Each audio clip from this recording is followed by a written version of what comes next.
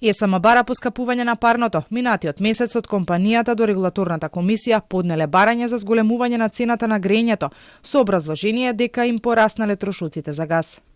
Со поднесеното барање, друштвото бара зголемување на трошокот за гориво за 2024 година во износ од 12,92%. Регулаторната комисија до крајот на оваа недела се очекува да закаже и седница на која ќе се разгледува барањето на ЕСМ и ќе се донесе одлука. ЕСМ го поништи и предходно објавениот повик за набавка на газ за месец февруари. Од компанијата за Телма тврда дека причината за тоа е цената која била понудена. Не беше извршен избор за најповолен понудувач, затоа што не беше постигната таргетираната цена, со која ќе се остварат пониски трошоци при производство на топлинска енергија кај регулираниот производител.